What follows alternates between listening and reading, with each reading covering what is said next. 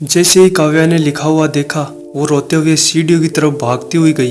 काव्या को रोते हुए और सीढ़ियों की तरफ भागते हुए देख अविनाश घबरा गया और काव्या को रोकने के लिए उसके पीछे पीछे भागने लगा। काव्या जैसे ही बिल्डिंग के टॉप फ्लोर पर पहुंची, वो कूदकर अपनी जान देने वाली थी, लेकिन इतने में ही वहां अविनाश पहुंच गया और काव्या को पकड़कर पीछे खींच लिया। लेकिन काव्या अपनी जान क्यों देना चाहती थी?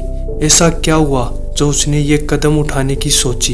ये जानने के लिए हमें कहानी के शुरुआत में चलना होगा। इससे पहले कि आप कहानी में खो जाओ, चैनल को सब्सक्राइब और वीडियो को लाइक कर देना। काव्या राजस्थान के एक छोटे से गांव में रहने वाली एक गरीब परिवार की लड़की थी। इसके पापा ऑटो ड्राइवर थे।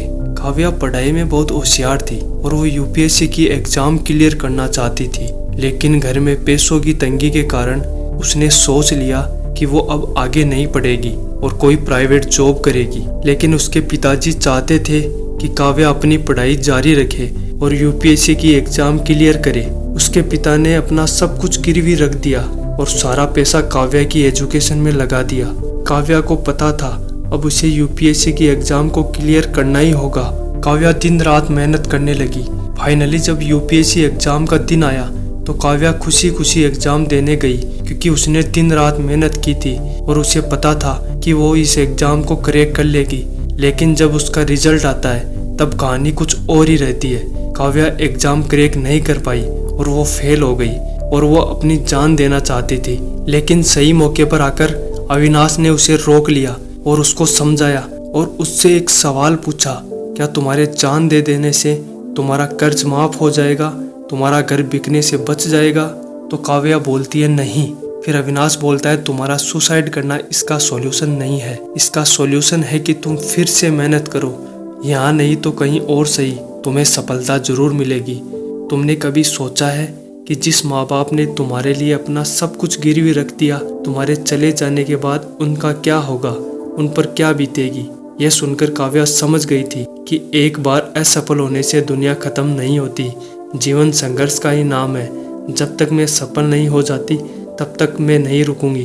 और फाइनली 2-3 बार असफल होने के बाद काव्या यूपीएससी की एग्जाम तो पास नहीं कर पाई, लेकिन भगवान ने उसके लिए कुछ और ही चुन रखा था।